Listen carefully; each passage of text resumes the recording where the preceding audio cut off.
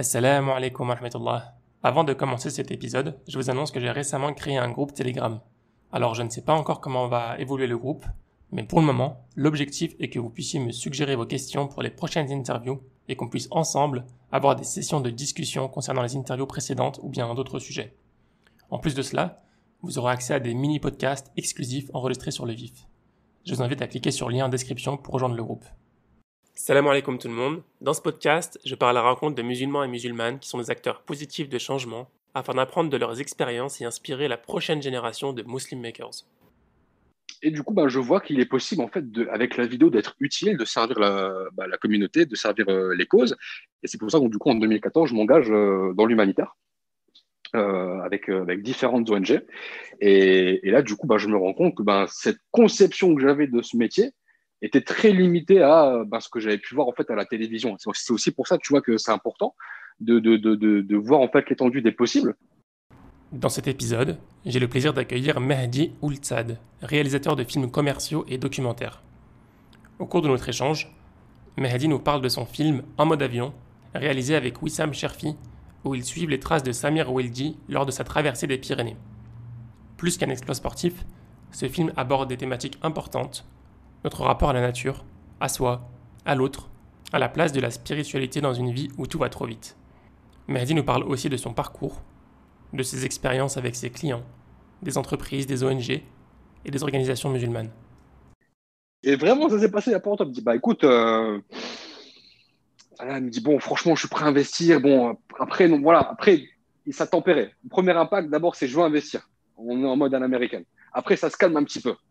Et après, tu dis, mais c'est combien investir? Je dis, franchement, 300, 500, allez, 500 euros, allez, je suis prêt à les mettre. Et si c'est le projet vraiment. Je dis, d'accord. En fait, 500 euros, juste pour t'expliquer, c'est plus ou moins ce que je vais prendre peut-être pour une journée et juste la personne qui va venir filmer. Il n'y a même pas le matériel, il n'y a pas le montage. Il n'y a pas le montage. Je dis, non, il n'y a pas le montage. Le montage, c'est un monteur, il va venir, il va machin. Si tu aimes le podcast et que tu veux le rendre plus visible, n'hésite pas à le noter 5 étoiles sur ton application de podcast et à me laisser un commentaire positif. Bonne écoute. Salam alaikum wa rahmatullah, Mehdi. Wa alaikum salam wa rahmatullah. Comment vas-tu? Je suis très content de t'avoir sur le podcast. Alhamdulillah, écoute, merci de me recevoir. De rien. Pour commencer, je vais te demander d'en dire un maximum sur toi en 30 secondes, si ça te va. Ok, c'est parti. Donc, je m'appelle Mehdi Oultsad, j'ai 31 ans, j'habite au sud de Paris, je suis papa, marié dans l'ordre et papa de 3 enfants. Et je suis également réalisateur donc de films documentaires, puis aussi de publicité depuis maintenant presque une dizaine d'années. J'ai pu regarder un peu tes travaux, notamment un des projets que tu as actuellement, un documentaire qui s'appelle Mode avion. En mode Oui. avion? En mode avion, je sais plus. En mode avion, oui. En mode avion. Vous avez réalisé un trailer, donc je propose qu'on l'écoute. Ok, avec plaisir.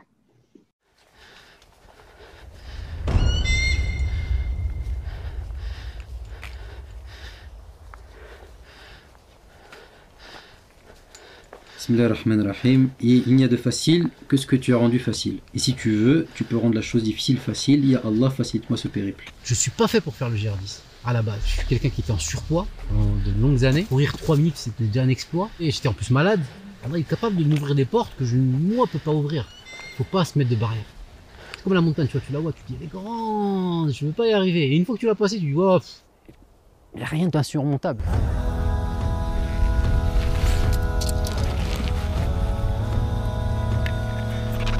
Je marche de 6h30, 7h du matin jusqu'à 18-19h, sous la chaleur, etc. Je prends un repas le soir, très léger.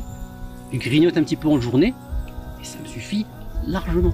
On mange trop, on consomme trop, on fait tout trop en fait. On n'est même plus dans une société de consommation, on est dans une société de surconsommation. Je suis censé être musulman, je suis censé avoir une bonne hygiène de vie. Les montagnes, la nature, c'est mon terrain de jeu entre guillemets, tu vois. Et là tu te dis non, c'est pas mon monde en fait. Et c'est là où je me suis dit non, là il faut que ça change. D'où vous avez eu l'idée de réaliser ce court-métrage? Tu peux nous raconter un peu la genèse? C'est un documentaire, comme beaucoup d'ailleurs, qui nous sont un petit peu tombés dessus comme ça. Le destin fait que c'est des fois des sujets qu'on ne va pas forcément choisir. Donc, c'est l'histoire de Samir Walji, qui est directeur d'une grande ONG musulmane et qui décide cet été donc, de traverser les Pyrénées sur un sentier de randonnée qui s'appelle le GR10 et qui traverse donc la France d'ouest en est. Donc, on commence sur la façade atlantique et ensuite on longe les Pyrénées. Enfin, on est dans les Pyrénées, donc on longe la frontière espagnole jusqu'à la Méditerranée. Donc, c'est à peu près 900 km de marche, une cinquantaine de kilomètres de dénivelé positif, ce qui est énorme en termes de montée et descente, c'est assez rude. Et donc, du coup, donc, c'est un documentaire de format court, donc d'un format de 26 minutes, où on le suit en fait sur ce parcours. Donc, lui, à la base, il est très connecté par rapport à son travail, parce que tout à l'heure, je disais qu'il était directeur d'une ONG, mais à la base, son métier, c'est attrait à tout ce qui est développement, ingénierie informatique. Donc, voilà, c'est son milieu, on va dire. Mais il n'était pas forcément sur les réseaux sociaux et notamment dans tout ce qui est le système de story qu'on connaît sur Instagram, Snapchat et autres. Et on le suivait un petit peu, donc Wissam et moi. Wissam, c'est le producteur du film. On le suivait sur les réseaux et tous les jours, en fait, il publiait des stories. Donc, il montrait un petit peu ce qu'il faisait, un peu comme un journal de bord. Et pour nous, c'était limite, sans se concerter, hein, Wissam et moi, c'était devenu presque un rituel dans la journée. On prenait un petit moment, on lisait ce qu'il avait posté le jour où on lisait, la vidéo, l'image du moment. Et en fait, on avait un petit peu la pression de voyager avec lui. Et c'est comme ça que pas mal de personnes l'ont suivi. Mais au moment, quand on commence à le suivre, on se dit, ouais, c'est super parce qu'on connaît Samir, donc on a envie de savoir qu'est-ce qu'il va voir, mais on ne ressent pas encore. On se dit pas, là, on va faire un documentaire. On se dit juste, voilà, c'est super sympa, on va regarder, on va suivre un petit peu. Et au fur et à mesure des jours, on découvre que, en fait, c'était pas juste un exploit sportif, un défi, quelque chose, voilà, qui était simplement personnel. C'était, oui, certes, une remise en question personnelle, mais c'était également des rencontres. Et sur donc le chemin du GR10, donc principalement, il va marcher en solo, mais il va également rencontrer des gens qui viennent un peu des quatre coins du monde. Il rencontre un Australien, il rencontre un couple, différentes personnes, des personnes qui ne se seraient jamais rencontrées dans la réalité, parce que peut-être qu'ils n'auraient pas les mêmes centres d'intérêt, ils n'ont pas forcément des mêmes milieux. Donc voilà, ils n'auraient pas forcément pris le temps de discuter ensemble. Et là, ils se retrouvent, entre guillemets, des fois pendant une journée, des fois quelques heures, des fois ils se croisent seulement, frères ou sœurs de route. Ils avancent un petit peu ensemble, ils partagent. Et lorsqu'ils sont dans l'adversité de la montagne, on va dire les clichés tombent. Et quand on a commencé à entreprendre, entrevoir plutôt ces éléments-là, on s'est dit là, ça commence à être intéressant. Et ce qui est encore plus boosté, donc nous on part, on fait le documentaire. Et si tu veux, on a eu cette responsabilité que nous a confiée Samir une fois sur place. Il nous a dit, voilà, il y a des gens parfois qui écrivent un carnet de bord et après ils en font un livre pour raconter leur histoire.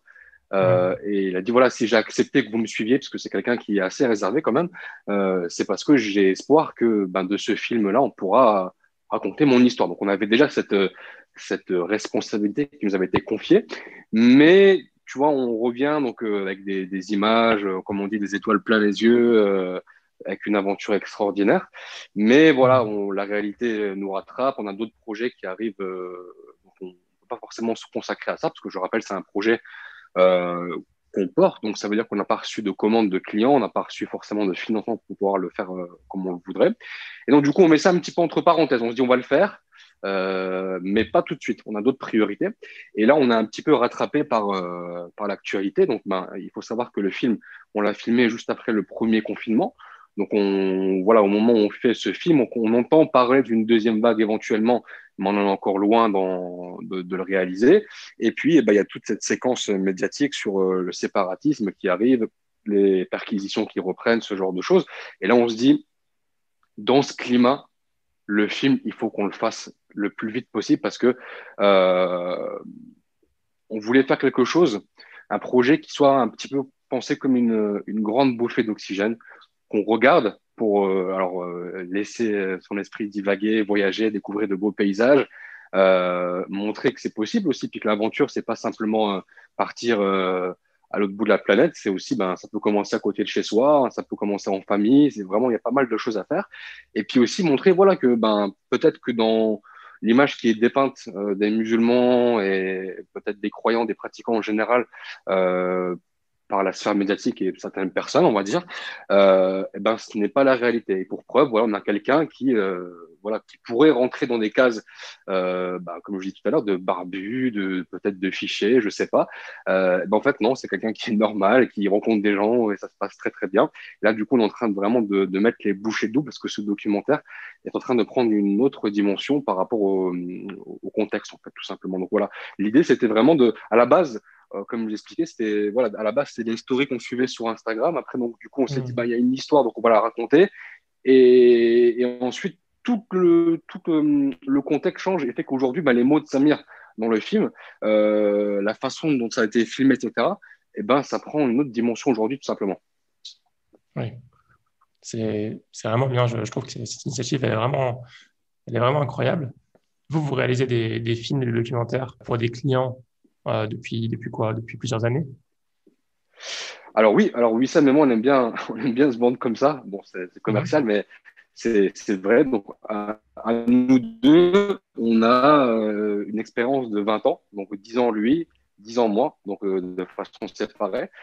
Et effectivement, nous, on a toujours voulu en fait faire toujours du film, donc soit du documentaire, soit de la fiction, avec les années plus du documentaire.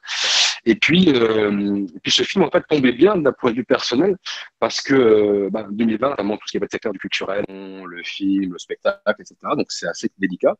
Et c'était pas l'année en fait, si tu veux, où j'aurais prévu, si je devais prévoir un calendrier global, l'année où je Mhm. pourrais faire un projet entre guillemets personnel, parce que du coup voilà, là il n'y avait pas de clients derrière, pas de commandes, ce genre de choses, alors que d'habitude, voilà, on se dit voilà, je vais faire quelques projets commerciaux et puis après, Inch'Allah, je vais faire un projet perso. Et au final, tu te retrouves dans cette sphère dans laquelle se retrouvent beaucoup de créatifs qui se disent, voilà, j'ai envie de faire des projets perso, je rentre dans ce métier parce que j'ai des choses peut-être à dire ou des choses que j'aimerais défendre ou présenter. Et après, tu es rattrapé par une réalité qui est plus concrète, qui est comment je finance ça, comment je mange, en fait, tout simplement. Et du coup, tu te dis, ok, je vais faire des projets commerciaux, je vais faire une publicité pour tel ou tel type de produit. Et j'ai fait une newsletter parce que j'ai quelques personnes qui me suivent.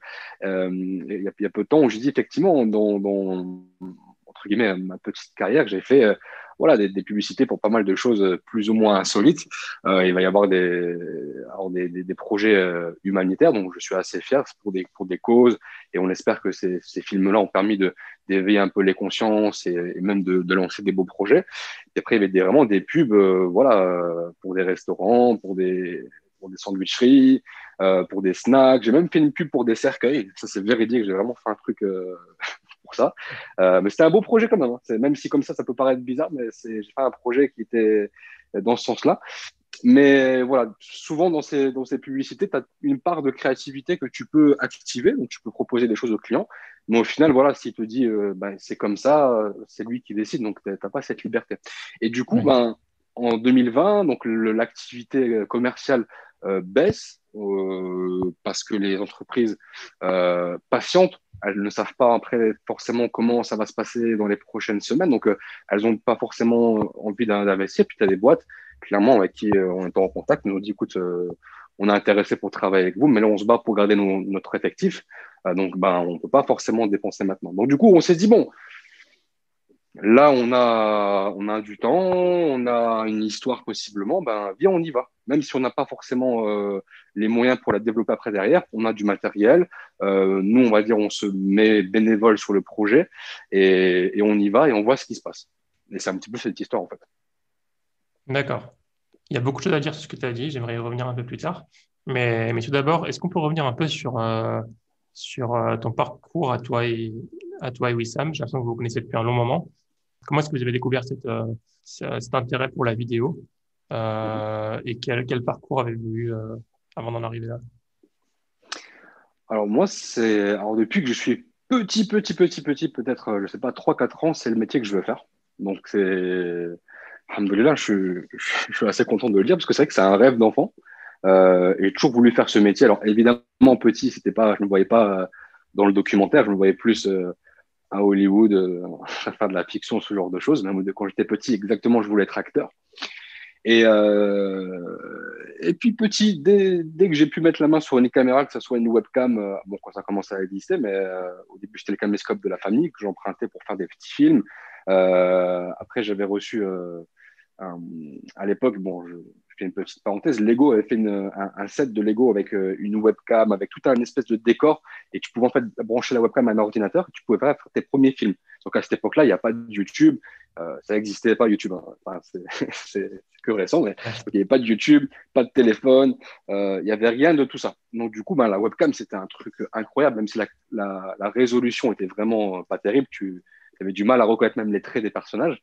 Et ben, du coup, c'était avec ça que j'ai pu faire mes premiers films. Et du coup, ben, j'avais toujours ces petits projets que je faisais quand j'étais à l'école en parallèle de mon cursus, on va dire, au collège, enfin, primaire, collège et lycée. Et puis, à un moment donné, ben, il se pose le choix des études. Et puis, tu te dis, ben, j'ai vraiment envie de faire ça, en fait. Et puis après, tu discutes un petit peu avec la famille pour te dire, oui, d'accord, c'est bien, mais c'est pas vraiment un métier, en fait. C'est que ben, en vivre, c'est compliqué. Il n'y a pas forcément de diplôme. C'est des écoles privées, c'est des écoles de cinéma. Tu n'as aucune garantie après de faire des projets. Donc, c'est vrai, hein, c'était des conseils que j'avais reçus à l'époque. Donc, du coup, ben, moi, je me suis dit, ben, bon, ben, c'est délicat, c'est compliqué. Donc, ben, je vais m'orienter vers autre chose. Donc, à la base, ben, quand je rentre au lycée, ben, je me dis, ben, je vais faire de l'informatique. Et j'avais un rêve un petit peu fou. C'est de me dire, ben, je vais faire de l'informatique. Je vais créer une boîte. Je vais devenir riche. C'était à l'époque, c'était avant Facebook, tout ce qui était Startup Nation. C'était vraiment, voilà, juste du rêve, sans avoir forcément d'exemple derrière. Et de se dire, et après, avec l'argent que je ferais dans l'informatique, ben après, je financerais des films. C'était un peu mon idée. Et puis au lycée, donc je suis en études et tout, je continue mes projets à côté, donc des films avec des amis, on se filme, on fait des fois des projets, voilà, tout ce qu'on peut imaginer qu'un ado puisse filmer en termes de films. Et puis, ouais, je m'oriente vers une carrière plutôt scientifique, voilà, même si c'était pas forcément ce que j'aimais, mais j'allais plutôt dans cette voie-là. Et dans la dernière année d'études, donc en terminale, je découvre qu'il existe, je ne sais plus comment je découvre ça d'ailleurs, je crois que c'est mes parents, mais je ne suis pas sûr, qu'il existe un diplôme d'État public, donc gratuit, pour devenir ben, soit monteur vidéo, soit cadreur, soit ingénieur son, soit ce qu'on appelle technicien d'exploitant. Donc c'est un autre domaine. Et il y a un BTS qui fait ça. Donc du coup, en fait, ben, on peut avoir un diplôme de monteur, ça existe. Il y a que 12, à l'époque, il y avait que 12 établissements en France qui le proposaient. Et ben voilà, en s'inscrivant, il fallait présenter un dossier. Donc, ça m'a motivé, on va dire, dans mon lycée où j'étais un peu, pas perdu, mais voilà, je suivais, on va dire, la rivière pour aller me porter jusqu'à un métier qui n'allait pas forcément me plaire, en tout cas à ce moment-là. Et là, je découvre comme ça, un petit peu sorti de nulle part, bah, cette opportunité. Et donc, du coup, j'intègre une école, donc un BTS audiovisuel, donc en option montage. Je fais une année avant de prépa pour ce BTS-là, parce que je n'avais pas forcément tout le bagage requis. Parce qu'il y avait c'est un BTS, mais le niveau d'entrée est assez haut, parce qu'il faut avoir pas mal de compétences en littéraire et beaucoup de compétences aussi techniques, scientifiques, parce que tu as pas mal de choses qui sont liées à ça. Et tu avais des cursus qui permettaient en fait d'avoir une année d'un peu de césure entre les deux pour justement gonfler ta culture, parce que j'ai pas fait L, donc il fallait avoir un background plus littéraire, plus critique, plus visuel, etc. Et de l'autre côté, avoir un bagage, on va dire, scientifique un peu plus musclé pour pouvoir ben, faire de la physique, pouvoir faire des choses enfin, liées à l'optique, à l'électricité, ce genre de choses. Et là, pendant donc, du coup 3 ans, donc l'année de préparation plus le BTS, ben, du coup, ben, je suis dans une école où tu as accès à des caméras, des plateaux, à des choses assez, assez impressionnantes pour moi qui avais commencé avec une petite webcam, avec ce genre de choses. Là, tu as accès à des équipements dignes de chaînes de télé, donc c'est assez fou. Et puis bah, donc, du coup, après, donc, j'ai un diplôme. Et en fait, mes parents, leur crainte, en fait, c'était vraiment que je me retrouve en fait, dans une situation où ben, j'ai pas forcément de diplôme. Et je pense que c'est aussi pour ça qu'ils m'ont encouragé, c'est de me dire que voilà, dans tous les cas, j'aurais au moins sécurisé un diplôme. Et après, si je fais ce métier-là ou un autre, j'aurai au moins un diplôme, quoi. Ouais.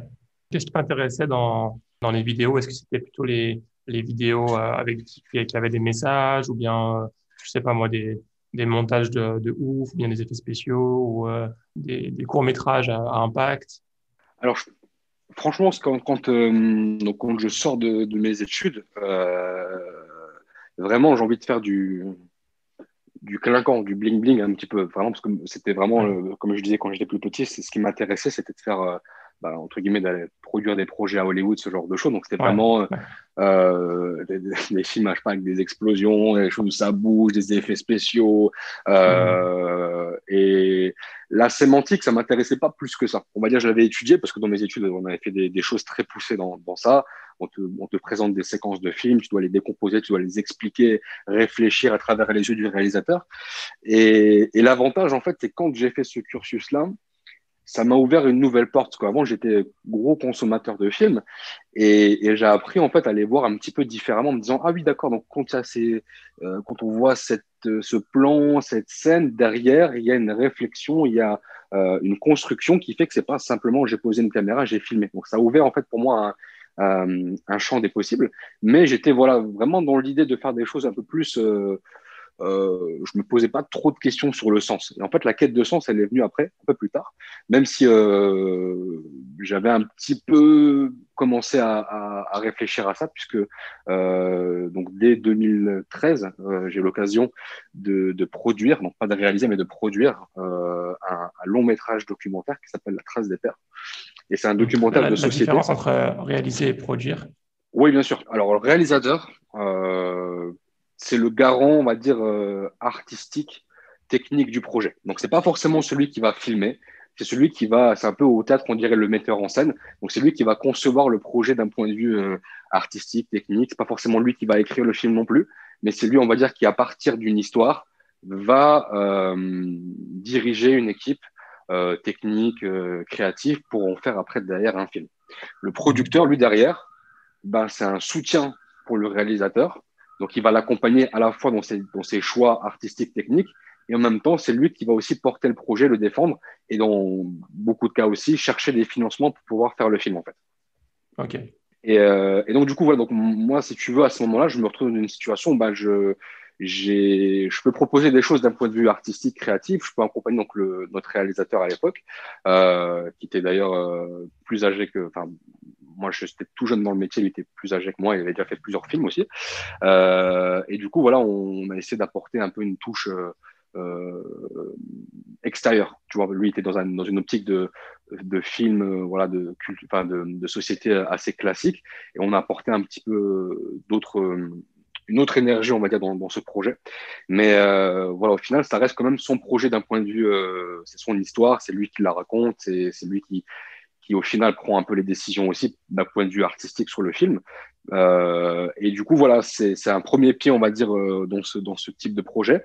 Mais à l'époque, tu vois, quand on travaille sur ce film-là, sincèrement, je me souviens plus exactement, mais oui, il y a une partie, c'était ben, un peu de la fierté de travailler sur un projet, on va dire, qui se voulait ambitieux. Mais je pense pas que j'étais vraiment dans une quête de sens. J'étais plus dans la réflexion de dire, OK, c'est un premier documentaire que je produis. Et du coup, comme ça, le prochain, bah, je pourrais le réaliser, en fait. Donc, c'était une espèce de. Je voyais ça aussi un petit peu comme un tremplin. Et donc, ça, c'était une belle période, entre guillemets, parce que c'était intensif. C'était de bosser sur un même projet pendant un certain temps, pendant presque une année, complètement dessus. Et ensuite, en parallèle, donc, on fait d'autres contrats, d'autres projets pour des clients. Et là, je me sens plus trop aligné avec ce que je fais. Parce qu'en parallèle, j'essaie de cheminer d'un point de vue spirituel. Je me pose des questions. Je me dis où est-ce que je vais un petit peu. Ouais. Et c'est là, en fait, où j'étais dans cette réflexion, dans cette quête de sens. Parce que jusqu'à présent, tu vois, je me pose un peu des questions, mais pas trop non plus. Je me dis, voilà, je vais faire des films, voilà, peut-être qui vont être vraiment dans la dérision, qui vont pas avoir forcément d'impact. Enfin, voilà, je me pose pas trop ces questions-là. Et c'est uniquement à partir juste après ce projet-là, je me dis, je peux pas continuer comme ça. Parce que je commence, moi, à vouloir rechercher des choses, à aspirer des choses d'un point de vue plus spirituel, d'un point de vue plus personnel. Et là, ce que je fais, c'est Mhm. plus en adéquation avec mon objectif. Donc, je décide d'arrêter, en fait. J'arrête. Je me dis, j'arriverai Est-ce pas que c'était à... juste Ouais. est-ce que c'était juste parce que c'était pas des projets qui étaient intéressants, enfin, où il y avait pas assez de sens pour toi, ou aussi qu'il y avait des choses qui te plaisaient pas d'un point de vue, je sais pas, d'un point de vue religieux dans ce travail-là? Bah, en fait, si tu veux, à ce moment-là, donc encore une fois, enfin, je suis pas, je disais, j'ai 31 ans, donc je suis pas très vieux, mais le monde médiatique audiovisuel a changé très rapidement ces dernières années. Ça a explosé, ça s'est développé. Donc voilà, comme j'expliquais tout à l'heure, YouTube à l'époque, c'était vraiment un petit truc. Il n'y avait pas encore tout ça, il n'y avait pas encore ni Netflix, ni ces plateformes-là. Donc en fait, le champ des possibles était très limité. Dans le sens où tu te dis, Mhm. bon, si je rentre pas dans le sérail, comme on dit, si je rentre pas dans le milieu du cinéma, avec tout ce que ça peut impliquer, etc., tout, je pourrais pas faire de film parce que je serais pas subventionné. Par exemple, tu vois, pour ce projet, La Trace des Terres, c'était intéressant parce que on est parti chercher un peu des demandes de financement, ça s'est pas fait. Parce qu'à l'époque, les personnes qu'on accompagnait, même si elles avaient déjà un nom, parce qu'elles étaient connues d'un point de vue local, ben, c'était pas des grands noms d'un point de vue national qui peuvent, tu vois, te ramener une équipe de techniciens, qui peut porter un film à la télé. Donc, tu vois, globalement, à ce moment-là, on se disait, bah, OK, bah, si on n'a pas de nom, si on ne connaît pas, si papa n'est pas dans le cinéma, bah, ça va être compliqué quand même. Mhm. Faut se construire un Et je CV, vais quoi. devoir faire, ouais, et puis je vais devoir faire des concessions que j'ai pas envie de faire. Mhm. Et puis moi, à ce moment-là, tu vois, je me dis, bah, ça sert à rien, en fait, parce que je vais faire des films commerciaux toute ma vie. À ce moment-là, bon, c'était un petit peu la phrase, mais c'était pas, enfin, dans ma bouche à l'époque, c'était péjoratif, maintenant ça ne le serait plus. Bah, j'ai autant, en fait, rentré dans une chaîne de télé, faire du travail de montage, plutôt que d'aller mener des projets dont je verrai jamais le bout et je pourrais jamais vraiment faire quelque chose où je serais aligné. Parce que, par exemple, tu sais, l'une des premières choses qu'on va te proposer quand tu commences, entre guillemets, dans ce métier-là, après, la plupart des gens à qui j'ai parlé ou que je vois maintenant, c'est un peu ça, ça va être du clip, en fait. Je dis, mais moi, j'ai pas fait tout ça pour faire du clip, pour aller filmer tel ou tel rappeur, telle ou telle chose. Et là, vraiment, voilà, là, t'es à l'opposé de tes valeurs et ce que tu as envie de faire. Et beaucoup, en fait, ils commencent par le clip pour pouvoir après faire autre chose. C'est un peu ce piège-là aussi auquel on fait face. On te dit, voilà, mais ça, c'est juste temporaire. Tu vas faire d'abord cette étape-là de clip. Et puis après, Mhm. voilà, au bout de 5 6 ans, tu vas pouvoir faire des projets intéressants. Mais après, qui te dit que tu vas pas te perdre à faire ça? Et tu vois, c'est trop. Donc moi, j'ai pas voulu faire ça. Donc je me suis dit, bon, j'arrête là, je rends je rends mon clavier, j'arrête de travailler dans ce domaine-là et je fais autre chose. Donc là, je travaille dans un call center. Bref, vraiment rien à voir. Je me suis dit, moi, je vais mener ma vie, je vais gagner mon pain et puis je vais fonder une famille. Et voilà, comme ça, on met ça de côté. Et un Ouais. jour, Allah, il a fait que je rencontre quelqu'un. C'était un imam dans ma ville. Je parle avec lui. Et puis, il voit, je présente un petit peu ce que je fais. Bon, évidemment, j'ai dû faire une sélection des projets parce que bon, je n'ai pas tout lui montrer ce que je faisais à l'époque, ce n'était pas possible.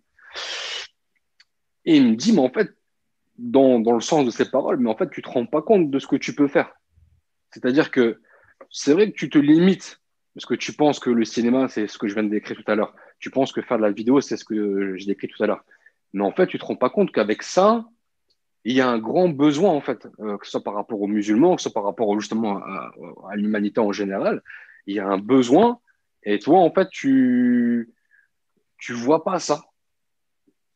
Et quand il Ouais. m'a dit ça, je me suis remis grave en question.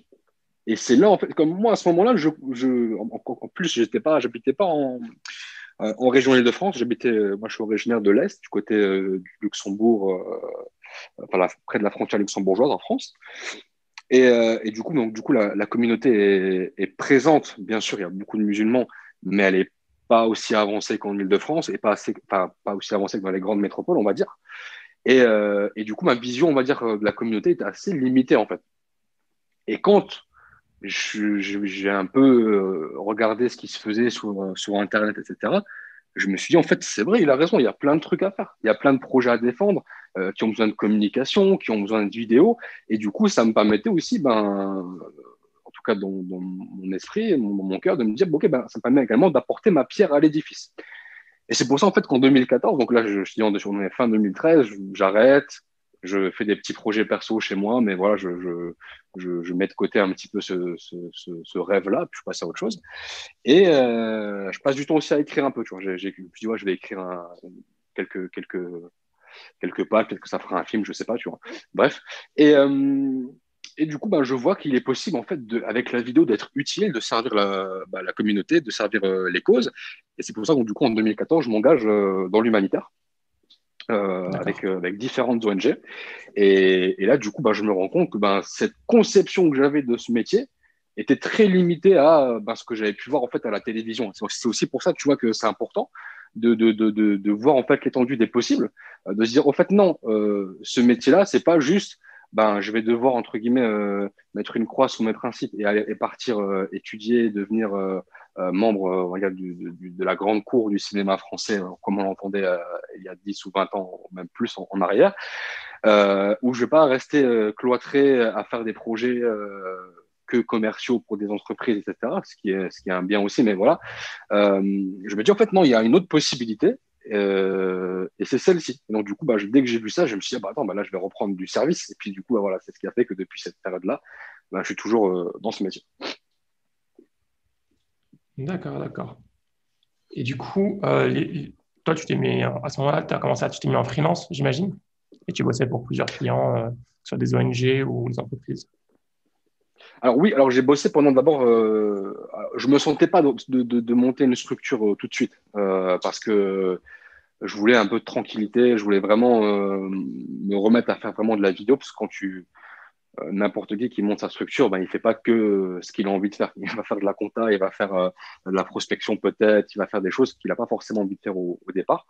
Mhm. Et donc du coup, je me suis dit d'abord, je vais m'engager directement que en tant que vidéaste. Donc, pendant 6 mois, je travaille en salariat dans une ONG. Puis du coup, ça me permet de voyager. Moi, il faut savoir aussi, j'avais une vision du monde très réduite parce que quand j'arrive en 2014 donc dans l'ONG, je crois que j'avais dû faire 2 ou 3 destinations dans ma vie. Ok. Et en quelques mois, je voyage par-ci, je vais là-bas, en Afrique, aux États-Unis, là-bas. Je dis, voilà, là, je découvre le monde, en fait, ça y est, c'est quelque chose. Et en fait, tu vois, mais même cette vision-là de se dire, en faisant du documentaire, j'allais pouvoir voyager, je le voyais pas comme ça, en fait. Je n'arrivais pas à le concevoir de cette façon-là. Et du coup, ça m'a encore plus confortant en me disant, regarde, par ce travail, tu peux voyager, découvrir d'autres civilisations, parler avec des gens à qui tu n'aurais jamais parlé. Et alhamdoulilah, vraiment, c'était un grand bienfait.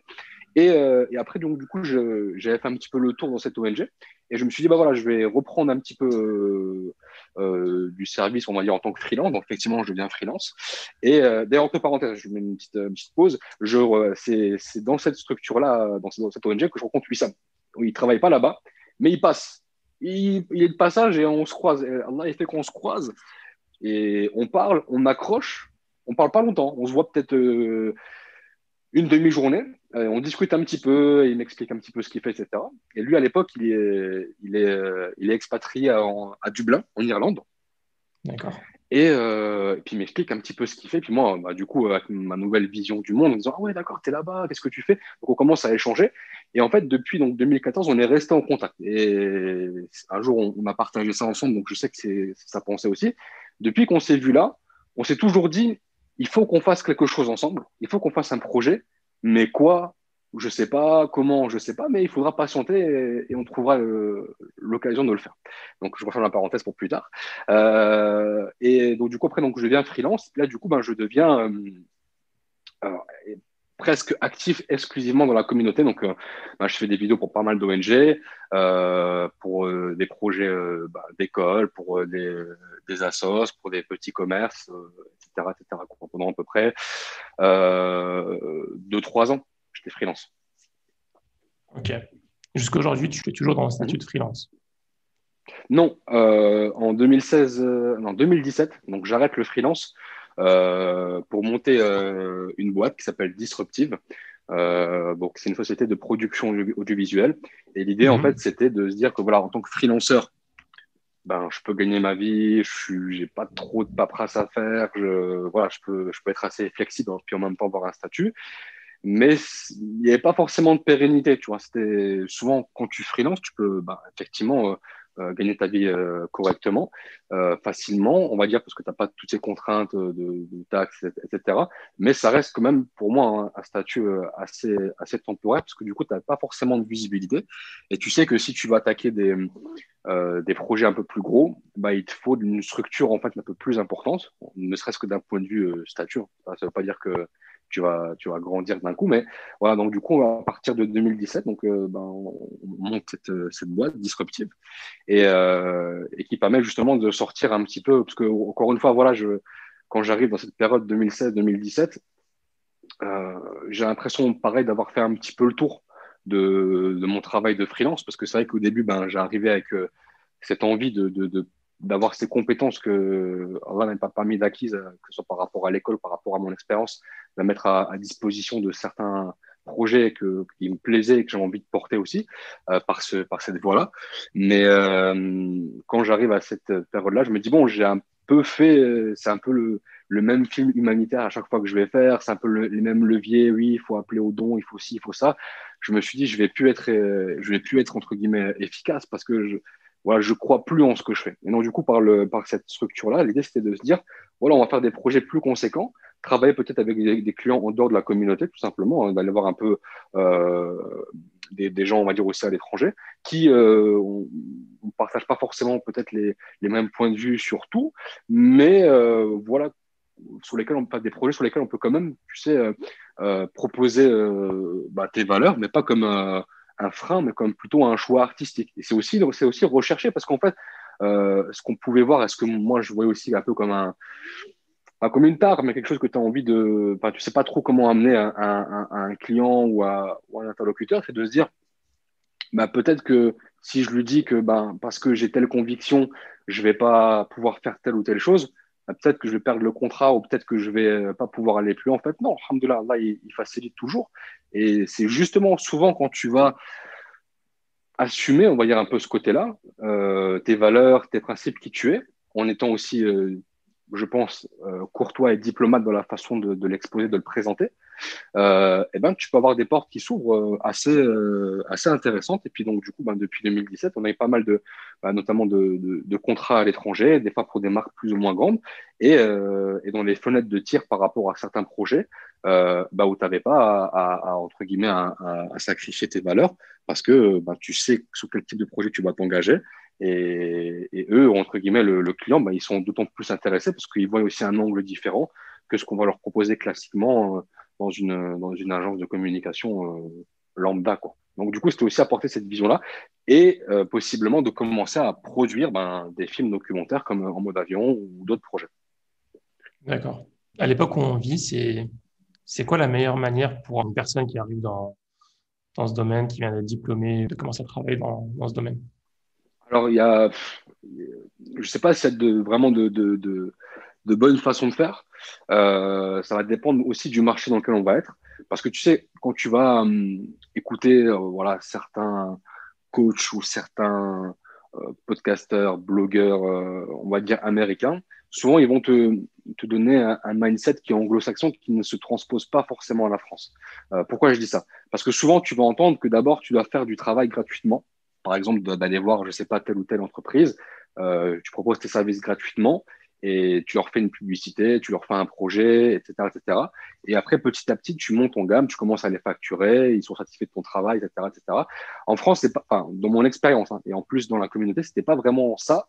Parce qu'en gros, quand tu arrives et que tu présentes des tarifs bas ou que tu te dis, je travaille pour toi gratuitement, la personne qui est en face de toi, ça, c'est vrai dans tout domaine, hein. Wallah alam, en tout cas, dans mon expérience, c'est vrai dans la plupart des domaines.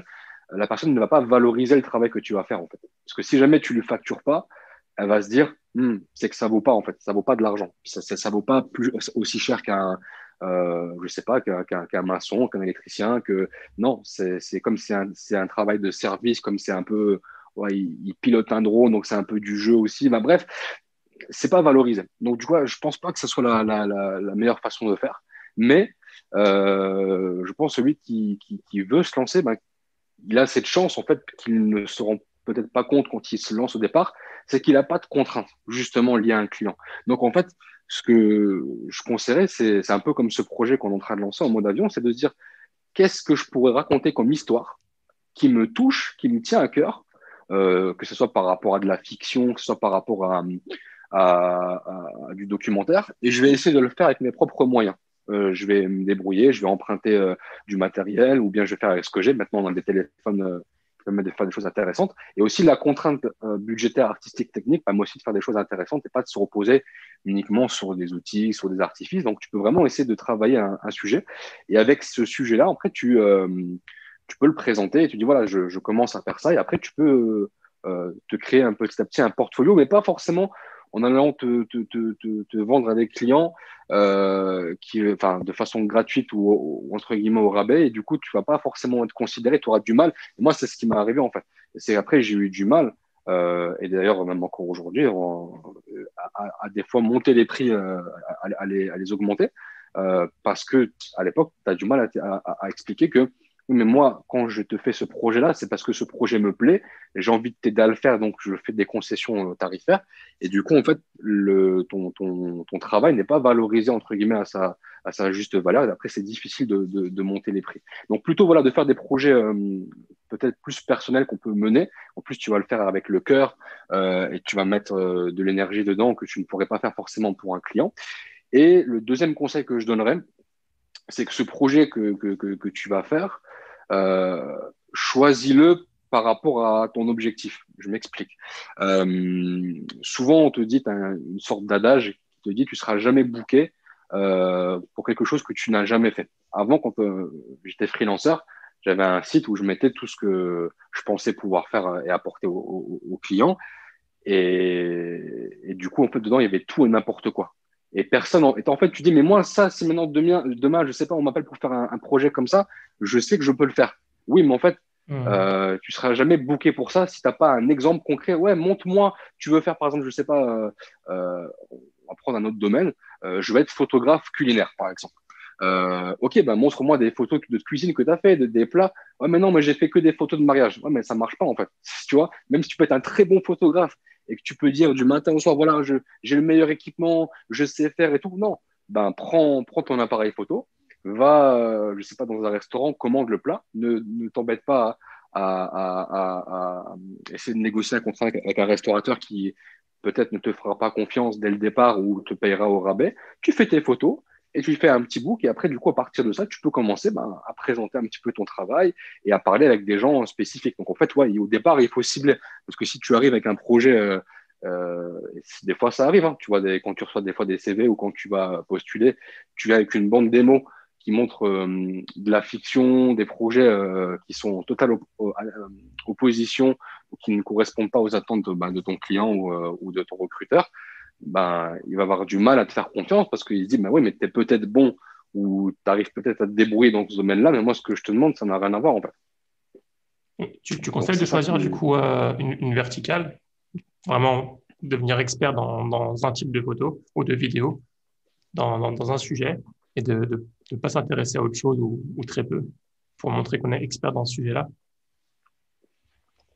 Je pense qu'il va le falloir de plus en plus parce que justement, il y a beaucoup de gens qui se lancent dans ce domaine. Du coup, je souris parce que c'est vrai que c'est le cas, tu vois. Tu vas des fois parler avec des clients et c'était déjà quelque chose qu'on avait quelques années en arrière, mais c'est devenu maintenant encore plus important. Tu vas essayer de démarcher un client, tu vas préparer un dossier, tu vas essayer de travailler ton pitch, ta présentation, on va dire, de ton projet, ta vision artistique pour le projet. Et dis, mais moi, j'ai mon cousin, il a un petit appareil photo qu'il a acheté voilà, pour ses besoins et tout, il peut me le faire pour un dixième du prix ou même il me le fait gratuit. Et du coup, si toi, tu arrives, tu te positionnes comme je sais tout faire, lui aussi, il sait tout faire. Donc, on va dire, le niveau d'expertise, il ne va pas valoriser. Il va dire, et par exemple, tu vois, il y a une anecdote par rapport à ce sujet. Donc, c'était des jeunes qui venaient de se lancer. Donc, à la base, ils viennent de l'univers un petit peu de tout ce qui est clip, etc. Donc, un univers, on va dire, très visuel. Et ils font, franchement, de ce qu'on m'a dit, je n'ai pas vu ce qu'ils faisaient, mais ils faisaient des très belles images. Et donc, du coup, et en plus, ils étaient, du coup, comme ils venaient de se lancer, ils étaient vraiment pas chers du tout. Donc, voilà, c'était pour une aubaine pour une personne qui voulait porter un projet, avoir des belles images et défendre le projet. Donc, la personne les book, leur dit, ouais, OK, je te prends pour ce contrat-là, j'ai besoin que tu viennes me filmer. C'était dans un domaine justement de tout ce qui était social, humanitaire. Donc, ils arrivent, ils font des belles images avec des effets, tout ce qu'on peut imaginer, tout ce que tout le monde apprend à faire maintenant sur YouTube en une après-midi, en un week-end, etc. Et ça n'enlève rien à leur mérite, bien sûr, mais ouais, ils faisaient de très belles choses. Et à un moment donné, il a fallu faire quelque chose d'un point de vue technique très simple. Il fallait faire une interview. Faire une interview d'un point de vue technique, c'est vraiment pas ce qu'il y a de plus compliqué. Mais de savoir diriger l'interview, de savoir comprendre ce que la personne va te dire, de savoir rebondir un peu comme ce que tu fais sur ton podcast, d'orienter les gens, de les aider, en même temps d'avoir de la matière, etc. Eh ben, ils ne savent pas faire. Parce que du coup, eux, ils savent que faire des plans où ils vont sauter par-dessus une barrière avec la caméra, avoir un effet. Mais juste dire à parler avec un monsieur ou une dame et lui demander, bah voilà, mais qu'est-ce que vous avez ressenti? Pourquoi c'est important pour vous? Et d'aller chercher ça, eh ben, ils ne pouvaient pas le faire parce qu'ils n'étaient pas en capacité. Leur logiciel n'était pas configuré pour aller dans ce domaine-là. Et donc, du coup, ils n'ont pas réussi. Donc, c'est pour ça que c'est important aussi de se spécialiser parce que tu vas devenir, entre guillemets, l'expert de ce domaine-là. Mais il faut que ce domaine te plaise. Il ne faut pas que ce soit quelque chose que tu fais par défaut. Et tout ton book, toute ta communication, tout ton travail, bah, tu vas l'orienter sur ça. Et ça sera vraiment, pour moi, dans mon expérience en tout cas, une grosse plus-value parce que tu dis, écoute, peut-être que tu as des gens qui t'ont contacté, peut-être que ton cousin qui fait des mariages aussi le week-end, il peut faire de la vidéo, et peut-être même mieux que moi d'ailleurs. Mais je suis l'expert dans la nourriture, le food. Tout mon site, ben, je te fais des cartes, les desserts, etc., etc. Donc, forcément, ça a plus de valeur que quelqu'un qui dit, mais et malheureusement, après, bon, c'est pas notre communauté, c'est aussi, je pense, notre mentalité, on va dire, assez française et par rapport peut-être aussi à nos origines. C'est, en gros, je peux tout faire. C'est-à-dire qu'en gros, on t'appelle, tu dis, Mehdi, tu sais faire le site internet? Je dis oui. Tu sais faire des flyers? Oui. Et dans les faits, c'est vrai que je sais faire. Mais ça, tu vois, ça ne tire pas en fait vers le haut. C'est qu'en gros, voilà, tu vas être le couteau suisse qui fait un petit peu tout. Et souvent, bah, des fois, c'est de dire bah, non à des projets. Des fois, ça fait mal de dire non à un projet parce que tu dis, bah, là, j'ai besoin de ce projet-là. Et c'est pour ça que du coup, voilà, encore une fois, je reviens à ce conseil-là, modestement, en espérant que ça puisse être profitable. C'est que dès le départ, de plutôt te lancer dans quelque chose qui va être peut-être personnel, un peu comme ton podcast. Tu dis, voilà, j'ai envie de faire ça. J'ai envie de, je sais pas c'est quoi tes motivations, donc je peux que les imaginer, mais voilà, de les donner la parole, et puis en même temps, moi aussi d'apprendre des choses, etc. Ben, tu fais ce projet-là, et c'est vrai que ben voilà, tu peux le faire maintenant avec peu de moyens, on s'appelle par Zoom ou par d'autres médiums, et tu peux avoir des contenus intéressants, et petit à petit, après, voilà, tu peux valoriser ton travail. Mais aller directement te vendre alors que tu n'as pas des choses à montrer derrière. Aux États-Unis, peut-être que tu vois, ça marche cette idée de se dire, OK, je te fais ton film pour $1 symbolique ou tu me donnes $100 ou je te le fais gratuitement. Et après, derrière, OK, je te donne maintenant $2000 et tu fais un projet plus conséquent. En France, dans mon expérience, c'est plus, voilà, je te prends 100 euros parce que voilà, il y a les déplacements, parce que à midi, je vais manger, etc. Et tout. On va dire, OK, donc tout le travail que tu as fait là, pour moi, dans mon esprit, inconsciemment, il vaut 100 euros. Et quand tu verras donc, dans 2, 3 mois, en me disant, bah voilà, je vais faire une vidéo et toi, tu fais après un devis à 4 ou 5 chiffres, bah, il ne va pas comprendre. En fait. D'accord, cool. Pour revenir à ce que tu as dit, l'objectif du podcast, c'est d'inspirer la communauté à travers des parcours des musulmans de notre communauté, Inch'Allah. Inch'Allah, Du coup, tu as parlé d'objectifs. C'est quoi, toi, je crois que tu en as parlé un peu au début, hein, mais est-ce que tu peux revenir dessus? C'est quoi ton objectif, toi, actuellement, à travers tes projets de vidéo? Ou de films, plutôt. Peut-être que vidéo, c'est un peu plus... Oui, en fait, c'est ça. Bah, c'est important que tu le précises, parce qu'en fait, justement, c'est ça. C'est de switcher, vraiment pas de passer de la vidéo à plus du film, des projets comme un mode avion, tu vois, de les développer, de les accompagner et vraiment d'aller plus dans la production de contenu original. Donc, ça veut dire pas forcément tous les réaliser, hein, mais ça peut être accompagné aussi des réalisateurs. Voilà, sur ce projet en mode avion, par exemple, ben, les choses elles sont faites comme ça. C'est moi qui ai été amené à réaliser ce projet-là. Mais voilà, comme je te l'ai dit tout à l'heure, je travaille avec Wissam. Lui-même, il a des projets qu'il a envie de développer. Donc, on va dire, entre guillemets, on s'est fait une espèce de roulement. Bah, ce projet-là, le premier, c'est le mien, mais le prochain, ça sera le sien. Par exemple, tu vois, il est parti en Grèce il y a quelques années en arrière pour filmer l'histoire incroyable d'un pêcheur qui, au départ, comme tout pêcheur, ils pêchent des poissons. C'est leur travail à la base, c'est leur métier. Mais comme tu le sais, en Grèce, malheureusement, de plus en plus, on ne pêche plus que des poissons, on repêche des migrants. Donc, c'est une histoire assez touchante aussi. C'est un portrait qu'on est en train de réfléchir aussi comment le développer. Donc, vraiment, tu vois, l'idée, c'est de switcher, de mettre un petit peu de côté, on va dire, une grande partie de notre travail commercial, on va dire, ce qu'on faisait un petit peu au quotidien, pour se concentrer sur des projets, on va dire, plus conséquents d'un point de vue commercial. Donc peut-être des grosses campagnes, on va dire, d'ONG, ce genre de choses, ou travailler avec des clients où on a un peu plus de visibilité et pas juste, tu vois, des projets qu'on ferait par-ci, par-là et qui ne nous permettent pas d'avoir un suivi dans le temps, pour justement se concentrer dans le fait de raconter des histoires, d'aller suivre des personnes et de les promouvoir et d'inspirer aussi les gens. Tu vois. Pour moi, en fait, si tu veux, là où je commence à cette quête de sens, elle commence à prendre justement toute sa dimension avec justement l'idée de produire ces films-là en se disant j'ai envie que le spectateur, quand il voit ce film, il ressortent avec quelque chose.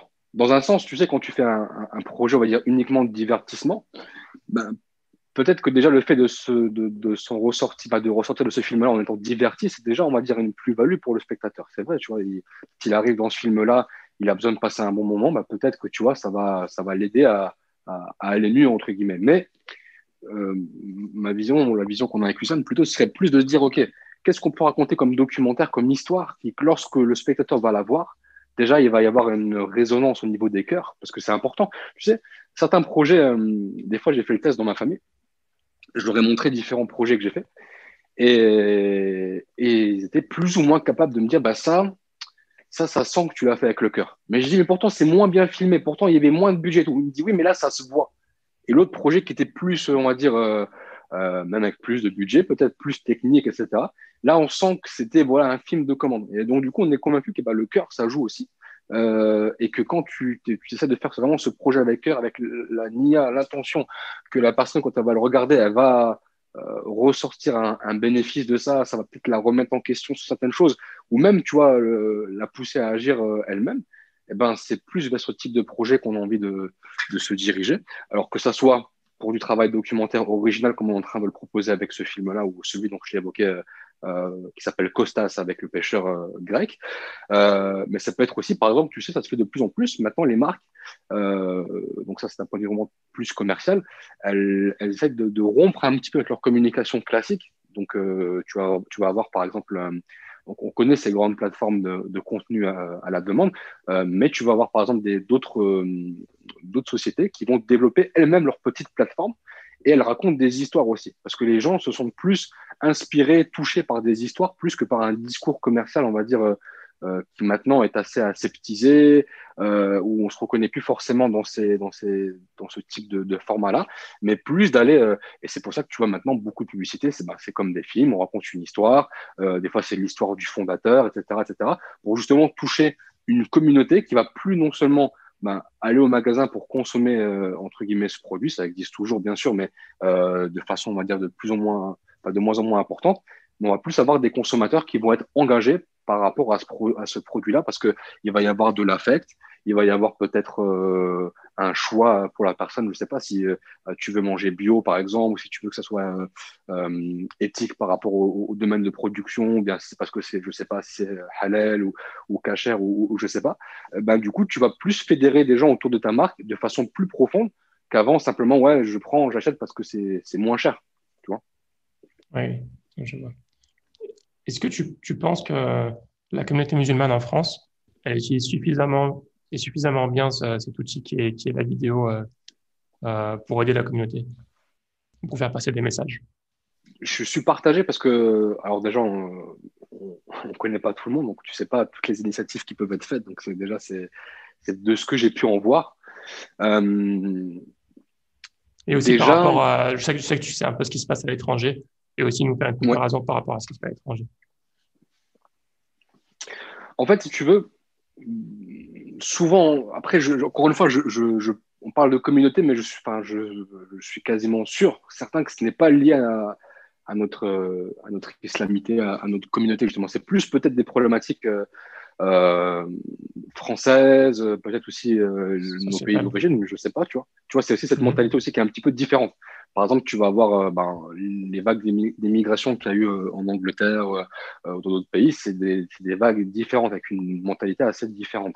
Et elles ont toutes leurs points positifs, elles ont tous leurs points d'amélioration. Il n'y a pas de, tu vois, il y a pas d'échelle de valeur, parce que souvent, on se dit souvent que l'herbe est plus verte ailleurs, alors que des fois, tu vois, dans d'autres pays, tu dis, ouais, ici, c'est différent. Ouais, mais c'est différent peut-être sur cet aspect-là que toi, tu vois de l'extérieur, mais dans les faits, ben, il y a moins ça. Et en France, par exemple, on a un public qui est beaucoup dans l'émotion, par exemple, tu vois. Donc, ça veut dire que le côté, on va dire, qui peut des fois nous faire défaut, c'est que souvent, on va dire, le contenu qu'on va proposer en termes de vidéo, ça va être du contenu en réponse à une attaque, un contenu de parfois assez épidermique. Ce qui fait que tu vois, on n'est pas dans une vision peut-être de global, c'est plus en gros, voilà, il y a eu telle chose, donc on montre qu'on est là, on répond et on fait un projet. Et je pense qu'il le faut aussi. Mais on a moins cette vision, on va dire, de long terme et de dire, OK, qu'est-ce qu'on pourrait faire pour justement amener quelque chose de plus durable. Il y a des gens qui font des projets, malheureusement, ils ne sont pas forcément toujours soutenus aussi, c'est ça qui est un peu dommage. Euh, mais le côté positif, on va dire, de cette façon de faire, entre guillemets, c'est que ben, quand tu arrives à mobiliser la communauté et qu'elle est piquée dans son émotion, ah bah là, tu as vraiment comme on dit, des soldats, tu vois, dans le sens où vraiment les gens vont être impliqués. J'ai un projet en tête qu'on a lancé, enfin, c'est Ouma Charity qui l'a lancé en 2018 sur l'autisme, euh, où on sait que, par exemple, tu vois, il y avait eu différentes tentatives de sensibilisation autour du handicap. Et on sait qu'on avait du mal, hein, on avait du mal à comprendre en fait l'enjeu de pourquoi c'était intéressant de soutenir, de faire des dons, de porter la cause du handicap en France. Parce que culturellement, peut-être que c'est pas quelque chose qu'on a l'habitude en fait. On est plus peut-être piqué quand on va voir des gens qui ont besoin d'avoir des puits, des écoles. De notre nature, on va être comme ça, peut-être. En tout cas, Mhm. à ce moment-là. Et quand ce film sort, au départ, je me rappelle, c'était chez Oma Charity, ils avaient un tableau avec les projets. Autisme, dis-toi, c'était barré parce qu'on s'est dit, mais enfin, ils se sont dit, parce que moi à l'époque, je n'étais pas encore dans le projet, ils se sont dit, personne ne va comprendre. Et en plus, c'est un handicap qui est invisible. Tu vois, c'est un truc qui est très difficile à exposer visuellement. Et au final, quand le film s'est fait, quand la campagne s'est faite, quand toutes les actions ont été faites, eh ben, ça a créé un précédent en fait, parce que les gens ils se sont sentis touchés. Et c'est là, en fait, c'est ce que je dis, c'est que justement, cette émotion, elle est forte parce que du coup, quand les personnes se rendent compte de l'importance de la thématique, et ben là, entre guillemets, on soulève des montagnes parce qu'on arrive à s'unir autour d'une problématique, etc. Quelque chose je pense qu'on a un peu moins aussi à l'étranger. Tu vois. Donc nous, en fait, c'est vrai que en tant que Français, on se compare souvent aux pays anglo-saxons, aux États-Unis et tout. C'est vrai que du coup, ben, on a un peu des fois voilà, on baisse un peu la tête par rapport à ça. Alors qu'en fait, non, c'est juste peut-être de transposer les choses et de se donner aussi les moyens de mieux s'organiser et de faire les choses un peu plus en profondeur. Et pour répondre plus précisément à ta question, il y a des projets qui se font de plus en plus. La vidéo est utilisée de plus en plus dans les projets, donc on peut le féliciter parce que du coup, ça permet également tu vois, la vidéo a changé un petit peu comment dire, la façon de faire, par exemple, des projets, on va dire, caritatifs, parce que ça permet en fait d'avoir maintenant un peu plus de transparence, de voir les choses. C'était plus des photos qu'on avait sur une brochure avant et tu dis, bon, j'espère que mon projet a été fait. Non, tu peux vraiment montrer, même si c'est fait qu'avec un téléphone portable, tu vois, tu filmes, tu montres, voilà, bah, votre projet a été construit, c'est ici. Donc, ça rassure aussi le spectateur et les gens qui vont voir le projet. Mais la problématique qu'il y a maintenant, c'est que donc, les outils se sont démocratisés, le savoir-faire aussi technique de base, de savoir faire la mise au point, donc que l'image soit nette, savoir quel type d'équipement choisir. Tu as des dizaines de tutoriaux sur Internet pour pouvoir savoir faire ça, même peut-être même plus, des milliers, je dirais. Donc voilà, vraiment, il y a comment dire, une distribution du savoir qui fait que beaucoup de structures maintenant musulmanes en France, les mosquées, les écoles, beaucoup de structures, alhamdoulilah, utilisent cet outil-là.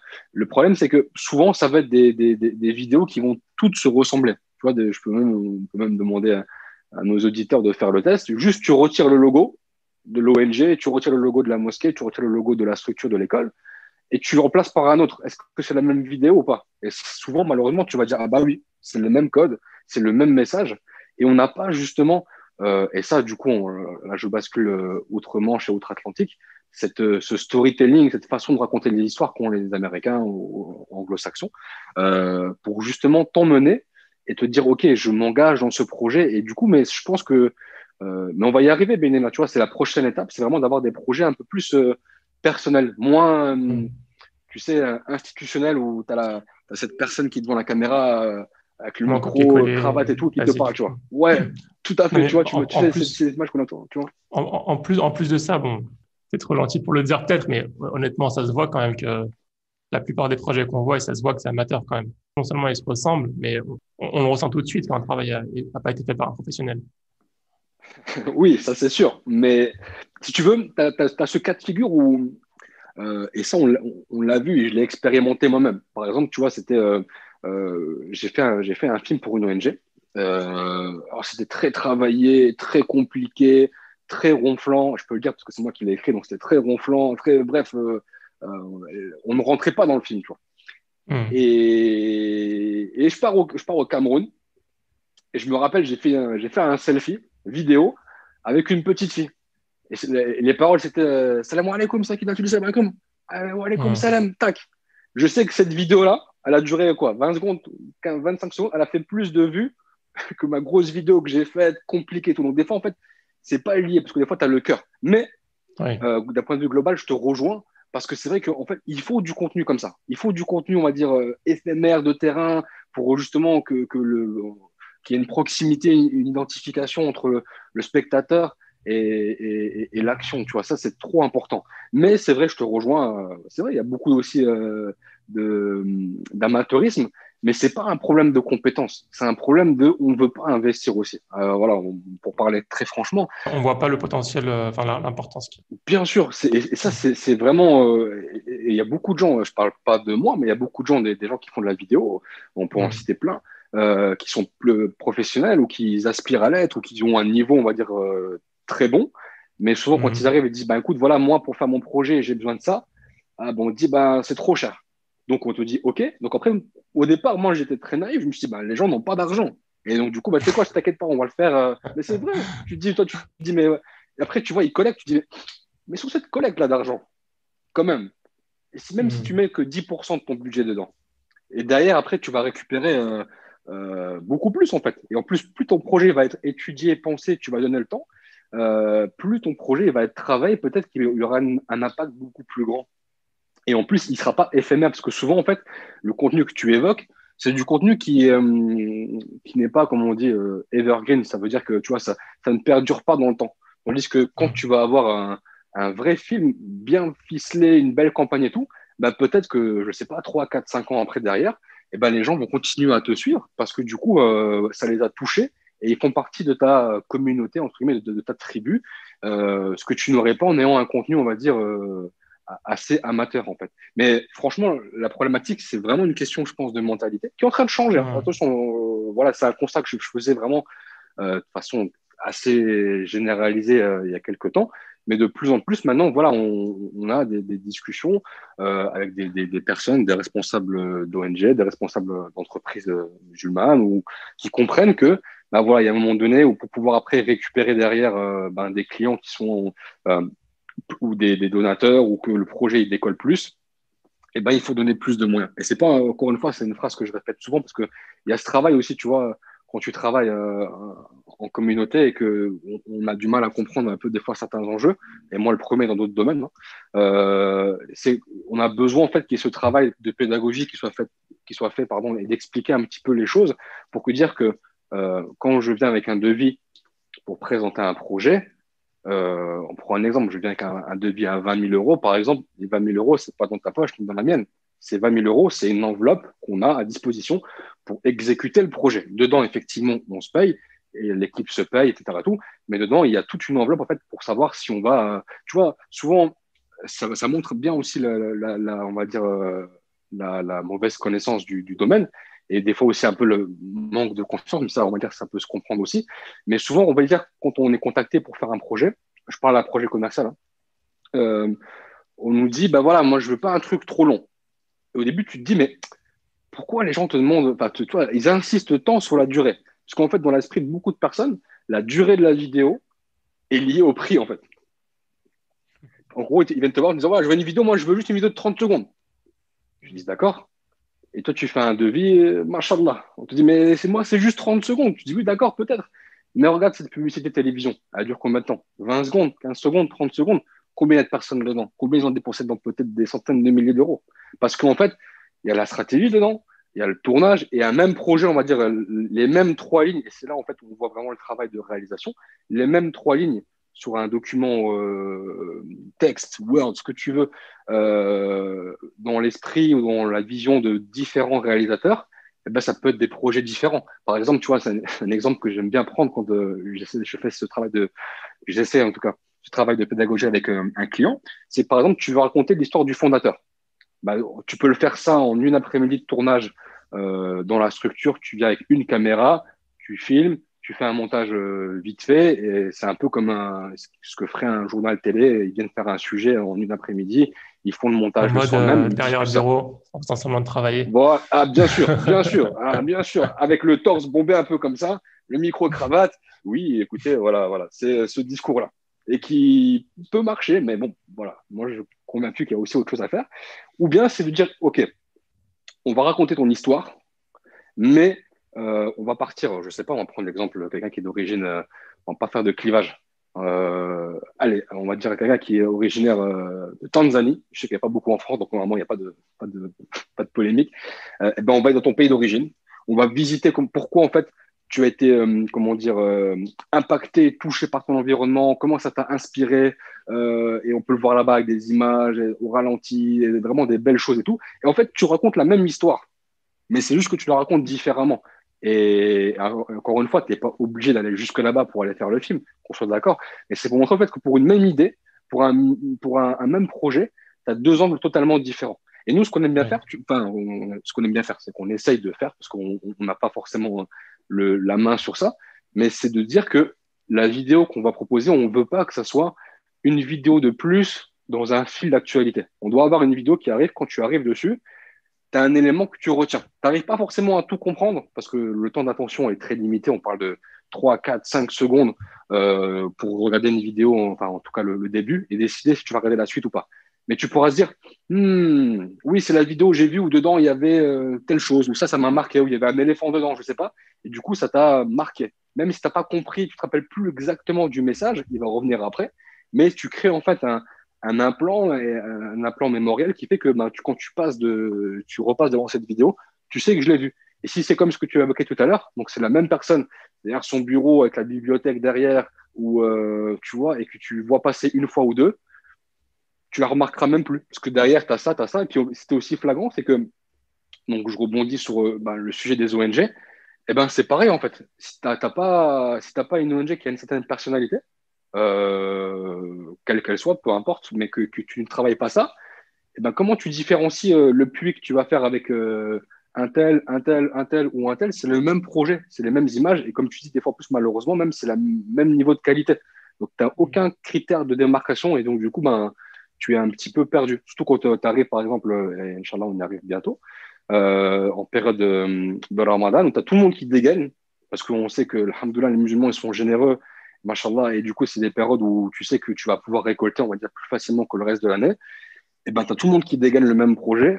Et tu dis, mais pourquoi moi je vais investir dans une école, par exemple, ou dans un projet qui est à l'autre bout de la France? Tu vois, on ne se pose pas ces questions-là, en fait. Même projet, même hadith du début, même, même Oui, histoire. mais c'est ça, Ouais. subhanallah, bien sûr.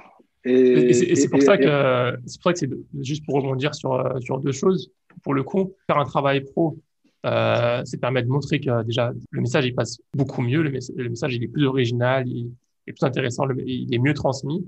Et puis la deuxième chose, c'est on voit tout de suite que derrière il y a un investissement et il y a ce message qui est transmis que derrière l'association ou l'entreprise, si on parle de mosquée ou de financement pour ONG, par exemple, on sent le message est transmis que la situation derrière, elle est sérieuse, en fait. C'est pas un truc fait à l'arrache. Et on a plus tendance, j'ai l'impression, à avoir envie de donner à des projets sérieux. De dire, alhamdoulilah, au moins, eux, ils savent quoi faire de l'argent. Même si parfois, ça peut être faux. Hein.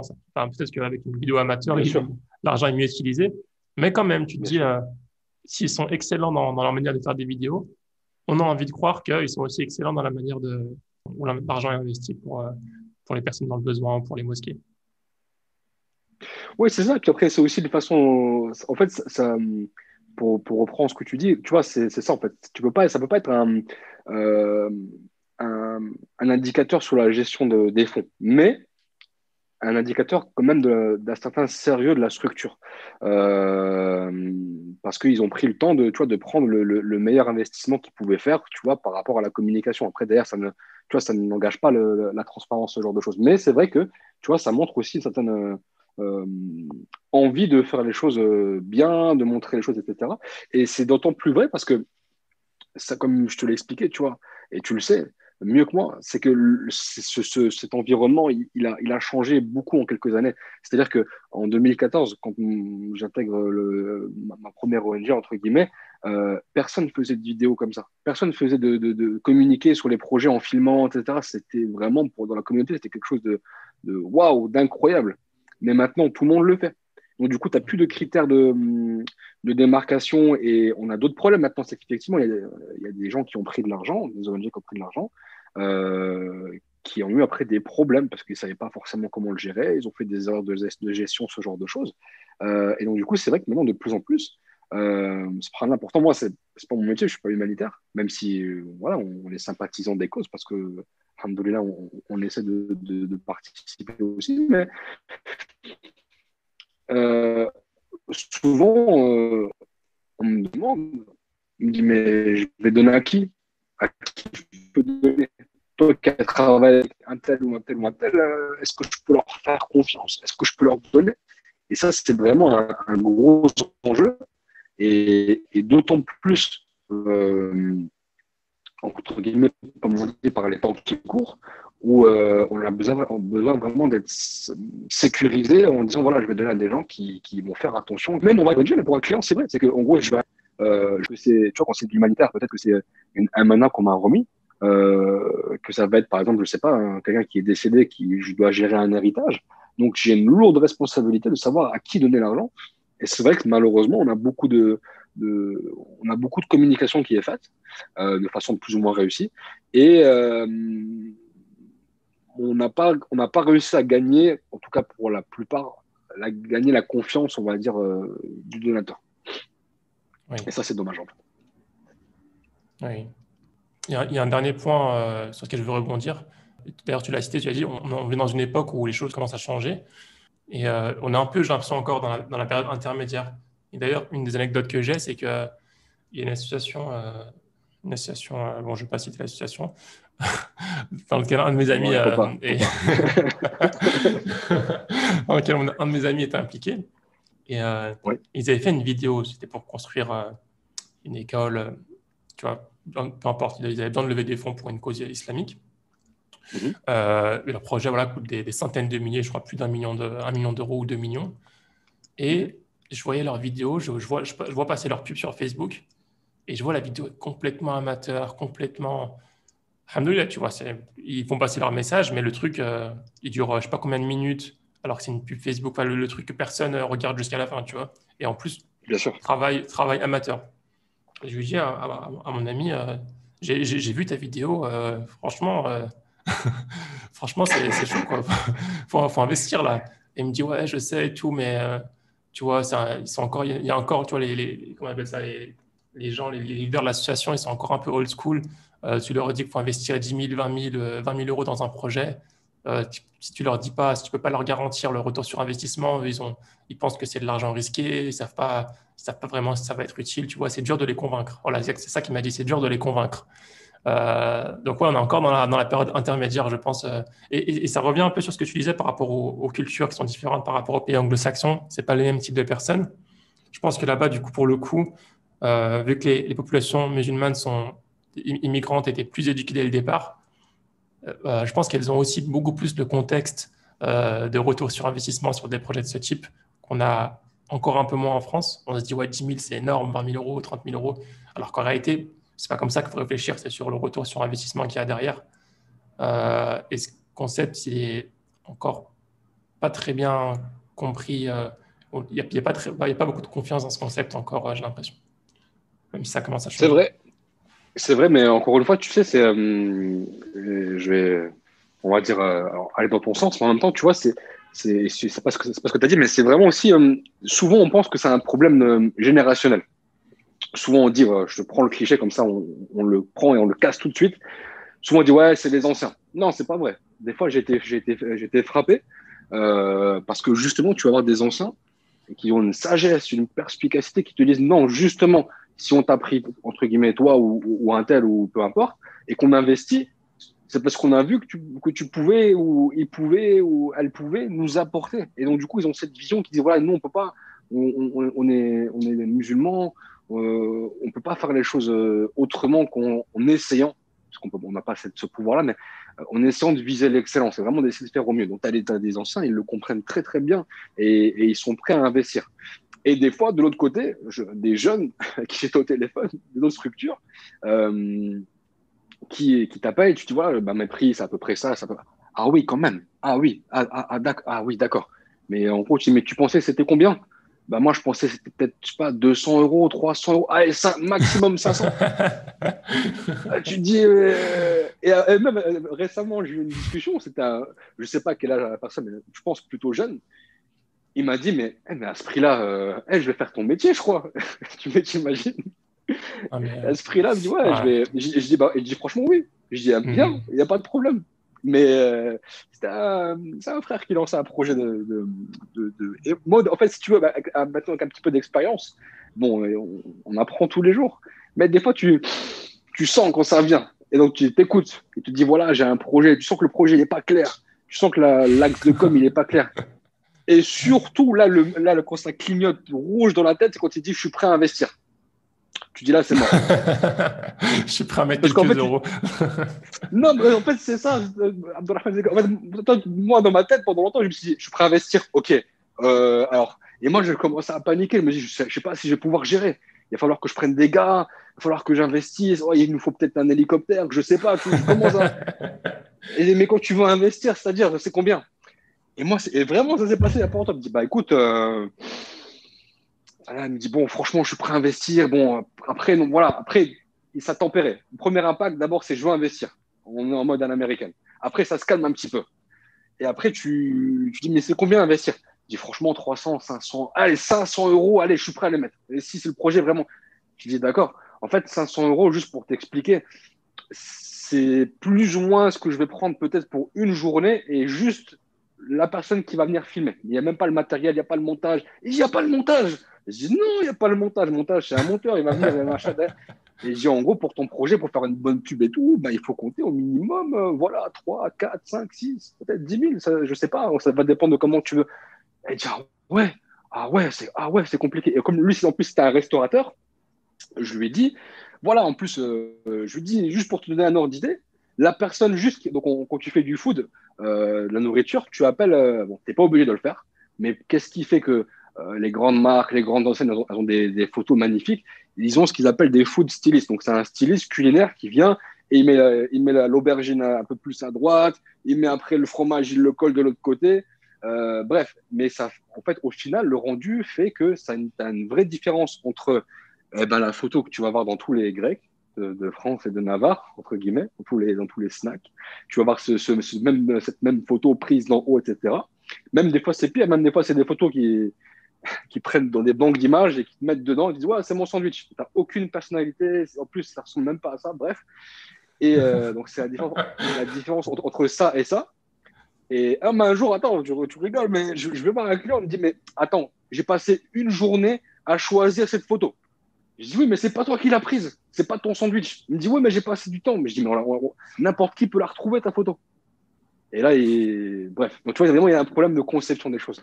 Et donc du coup, je dis un styliste culinaire, il va venir, il va sublimer le plat Et limite plus que le photographe, parce que tu vois, vraiment, il va te faire la table, il va te faire aussi ce qu'on appelle le set design, donc le design du décor, le fond et tout.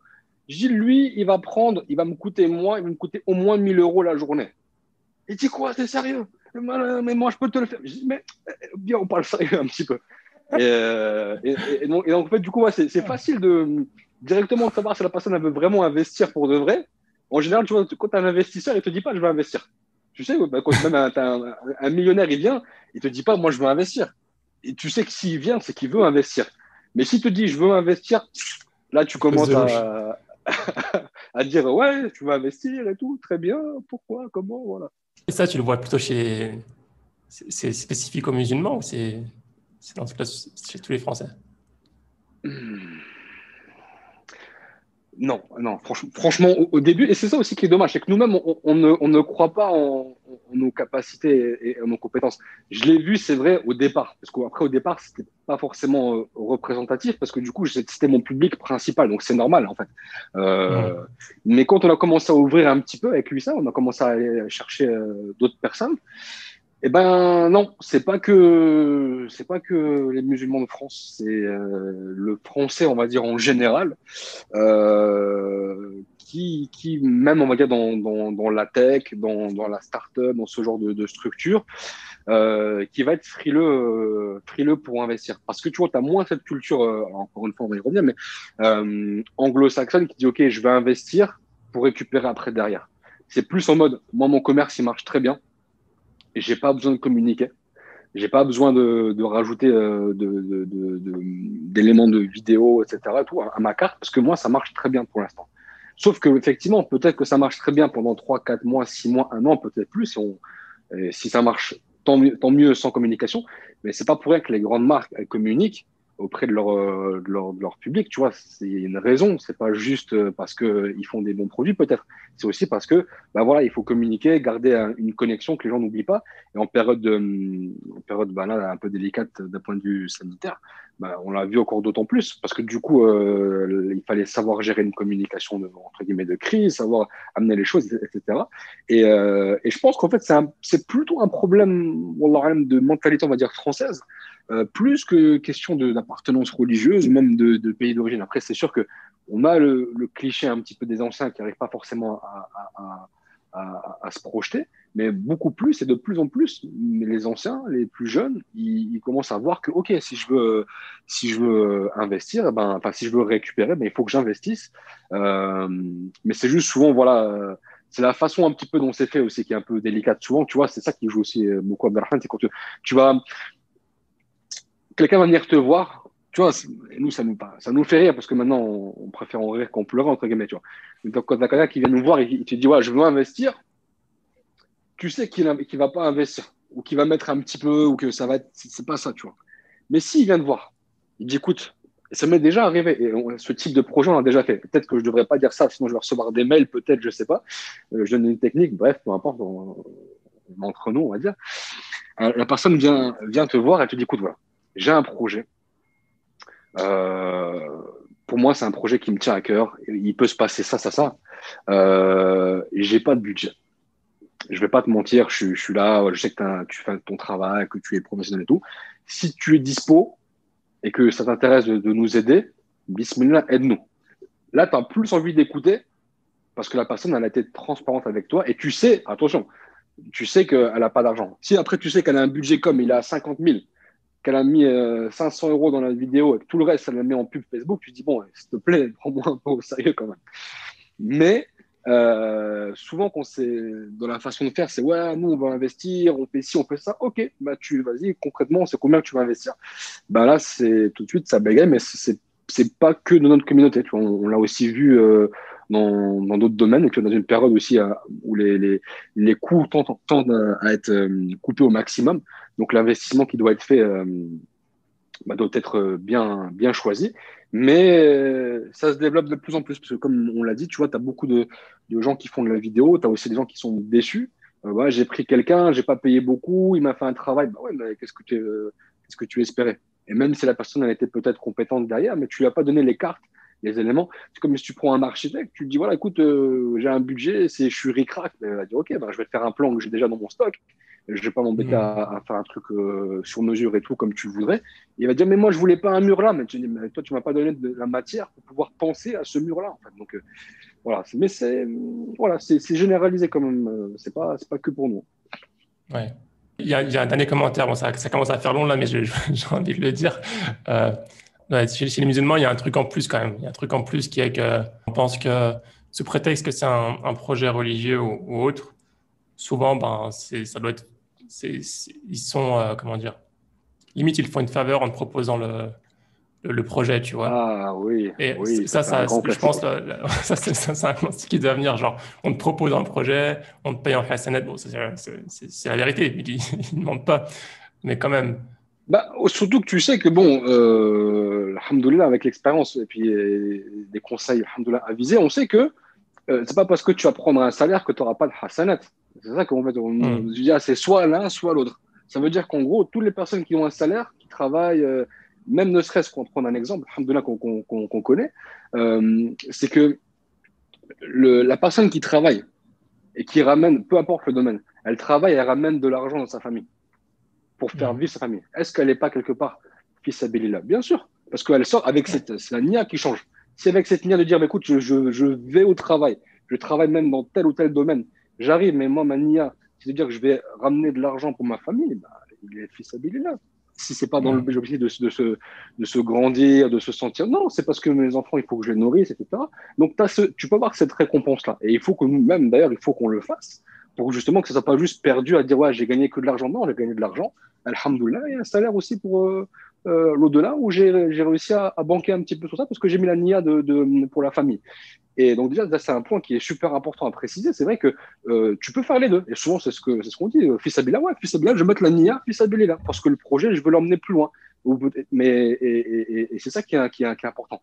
Après, la problématique du fils Abila, la vraie problématique, wallah, en tout cas de ce qu'on a pu voir, c'est que, et malheureusement, qu'Allah me pardonne, parce que le premier dans ça aussi, c'est que quand on te dit fils Abila, normalement, c'est là où tu mets le meilleur. C'est pas tes heures perdues, c'est tes premières heures. Quand tu dis fils Abilillah, c'est pas ouais, je fais du bénévolat quand j'ai le temps. Non, c'est un engagement. En fait, tu vois, c'est comme si maintenant, et souvent, ça on l'a vu, quand tu dis ouais, c'est fils Abilillah, donc après, le rendez-vous, tu y vas un peu quand tu veux. Non, normalement, c'est là que c'est fils Abilillah, c'est pour Allah. Donc, c'est là que tu vas te donner le meilleur. Le meilleur de ton temps, ta meilleure ponctualité, ton meilleur sérieux, et limite, pour les autres trucs, les autres contrats, on va dire classiques, mondains, bah, ça doit être un cran en dessous, en fait. Parce que du coup, c'est pas pour Dieu, c'est pour toi, en fait. Donc, quelque part, ouais, il y a un problème. Et malheureusement, et ça, c'est pas que dans le domaine de la communication, ça, on le voit dans beaucoup de choses. Dans les gens qui veulent donner un coup de main, par exemple, qui veulent faire de la peinture dans les mosquées, ce genre de choses. Tu dis, moi, je prends rien. Et attention, tu as des gens, ils vont arriver, ils vont être, machallah, soldats, ils arrivent, ils font beaucoup plus que dans leur domaine. Et souvent, on a vu encore une fois, on revient aux anciens, des qualités de vraiment dans ça, beaucoup. Et souvent, après, tu vas voir des gens qui disent, ouais, moi, je t'aide sur là. Donc, ça veut dire qu'en fait, je t'aide quand je veux, quand je peux, voire jamais 1 heure par semaine et encore. Tu vois? Et c'est ça la hmm, problématique aussi qu'on a. C'est qu'on a perdu, en fait, le sens de ce mot-là, et moi, le premier, de se dire que normalement, fils Abila, tu dois donner le meilleur. Allah, il veut qu'on donne le meilleur de nous-mêmes dans sa voie et c'est normal. Et donc, nous, on donne le moins bon, on donne, voilà, j'ai une petite heure par là, mais après, attention, j'ai rendez-vous pour. Bah non, c'est l'inverse normalement. Et tu casses tes rendez-vous à partir de cet engagement-là.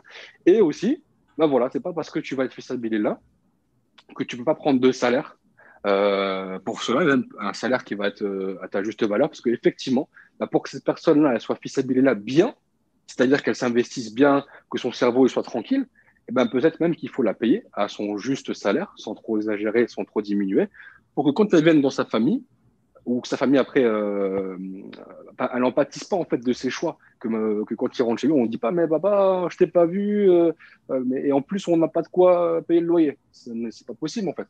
ouais. Et la personne qui va être avec cette mentalité-là, entre guillemets, mesquine ou mesquina, elle est en train de travailler et elle pense en même temps, ah ouais, mais après il faut que je fasse du ménage le soir en plus pour pouvoir boucler ma fin de mois, c'est pas normal en fait. Ouais. Je suis tout à fait d'accord avec toi. En tout cas, je te remercie beaucoup, Mehdi. On a fait un peu le tour de toutes les questions que je voulais te poser. Concernant votre projet, votre documentaire ou votre film, je ne sais pas comment on appelle ça, un film, un documentaire, pour le coup. C'est un film du Un genre film, documentaire. ok.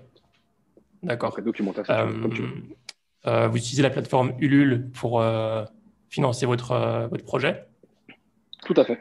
jusqu'au 15 décembre, il me semble, c'est ça? 18? Le 18 à 23h59, exactement. Ok. Bah, je mettrai le lien en description. J'encourage tous les auditeurs à regarder le trailer et à investir si c'est un projet qui les intéresse, qui trouvent que ça a du sens, qu'il faille investir dans ce genre de projet. En tout cas, moi, je vous soutiens et je mettrai tous les liens en description, Inch'Allah. Pour terminer, est-ce que tu as un conseil de livre, de bouquin qui t'a particulièrement marqué, ou bien de vidéos, de documentaires, vu que c'est ton domaine?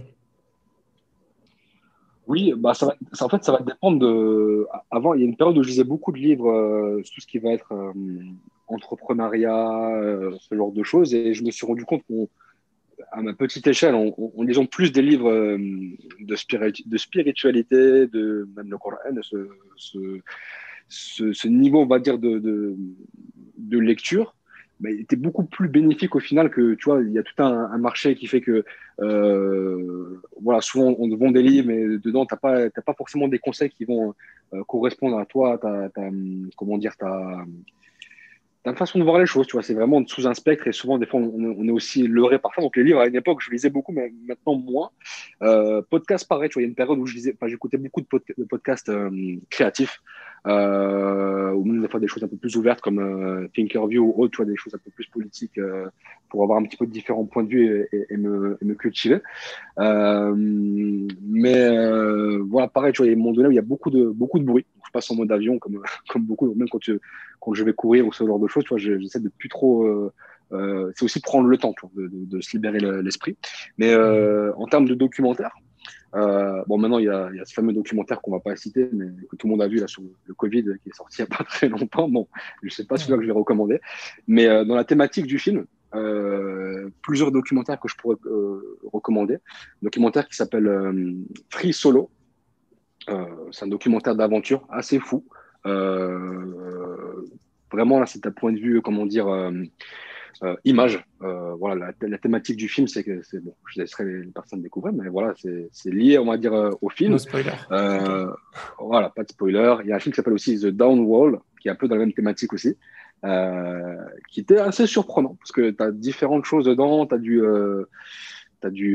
peu d'animation, tu as une histoire et il est plus intéressant même que le premier parce que le premier, bon, le film s'appelle Free Solo, donc solo, c'est tout seul. Et le deuxième, en fait, il est plus en équipe. Et je trouve que c'était super intéressant.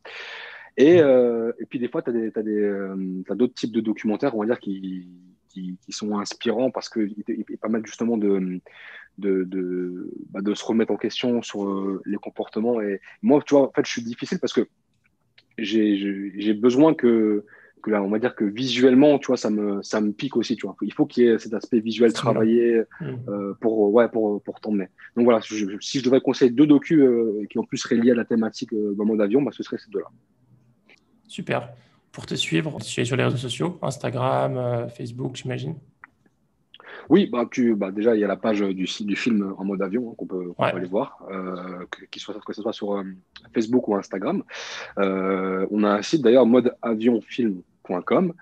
Et voilà, si ça intéresse les personnes de me suivre. Donc, effectivement, j'ai un compte Instagram, Mehdi Oulsad, une page Facebook que j'utilise pas trop. Donc, c'est plus sur Instagram, on va dire. Et puis voilà, on a le site aussi de Pour te la contacter, boîte de du coup. prod qui s'appelle. Ouais, le mieux pour me contacter, si c'est pour on va dire des contacts, on va dire plus projet, c'est mieux le mail. Donc le mail est sur la boîte, enfin sur le site de la boîte.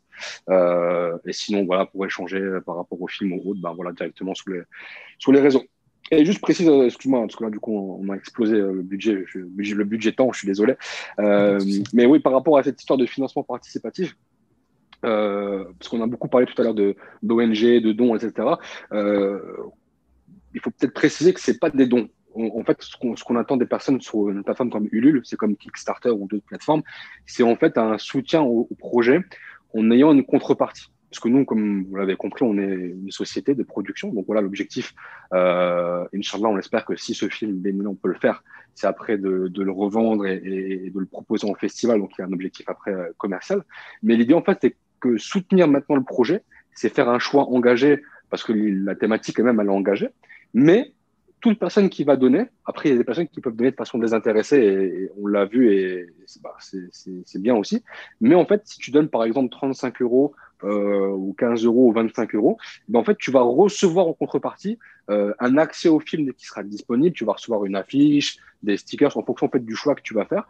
Et même dans certains paliers, quand tu vas dépasser, alors j'ai plus le montant en tête, mais tu vas aussi pouvoir contribuer justement à cette problématique environnementale en plantant un arbre. Tu vois, plus tu vas investir, plus en fait tu vas pouvoir aussi avoir un arbre qui sera planté de par ton geste. Donc voilà, je tenais à le préciser parce que souvent, notamment des fois dans la communauté, on sait que on a des gens qui sont très généreux, machallah, mais voilà, ils comprennent pas forcément parce que c'est un don, mais c'est un projet commercial. Donc comment ça se passe? Non, en fait, nous ce qu'on demande juste, il nous suffit juste d'avoir entre 1000 personnes, 1500 personnes qui se disent, OK, moi, ce film-là, j'y crois, je veux le voir. Donc, je préachète, entre guillemets, on va dire, je préachète ma place de VOD pour pouvoir justement recevoir le film et pouvoir le voir dès qu'il sort. Et en même temps, je fais un geste engagé en participant au projet, quoi. C'est un peu comme si tu dis, voilà, j'achète un produit peut-être bio, un produit d'un fermier local que je vais payer peut-être un peu plus cher, mais c'est un choix engagé. Voilà. D'accord. En plus, je suis en train de regarder là, vous livrez à Singapour aussi. Ouais, bien sûr, on peut te livrer. Bon, Il y a- Inch'Allah, si le Covid y passe, peut-être qu'on pourra te faire une petite surprise. Mais bon, je ne dis pas plus pour l'instant. Ok, barakallahu fik, Mahdi. Je te remercie beaucoup pour ton Allez, temps. voilà. Merci à Et toi, Abdelrahman. je souhaite tout le succès pour le projet, et au film et tout ce qui va avec. Amine, à toi aussi. Et puis voilà, machin, c'est bien aussi d'avoir des podcasts qui changent. Moi, j'allais pas citer ton podcast, parce que tu m'as demandé des podcasts, j'allais pas te le citer, ça fait trop commercial, trop. Mais c'est vrai que c'est important aussi d'avoir une vision un petit peu autre. Tu vois, c'est toujours de se retrouver dans un. Quand tu vas écouter un podcast, on va dire classique, bah, des fois, tu vas avoir des gros mots, tu vas avoir des gens qui vont avoir des propos. Tu te dis, mais moi, je peux pas soutenir ça, ne serait-ce qu'en écoutant. Et quand tu sais que tu écoutes Muslim Makers, Alhamdoulilah, t'es tranquille. T'es pas forcément toujours d'accord avec tout le monde, mais au moins, t'écoutes et t'es bien. Barakallahu fik. Voilà. Voilà. Merci beaucoup. À bientôt, Inch'Allah. Ah ben, Inch'Allah, salam alaikum. Salam alaikum. Merci d'avoir écouté cet épisode. J'espère qu'il t'a plu. Si c'est le cas, encore une fois, n'hésite surtout pas à le partager à ton entourage et aussi à mettre 5 étoiles sur iTunes si ce n'est pas déjà fait ou sur ton application de podcast. À dimanche prochain, Inch'Allah. Salam alaikum.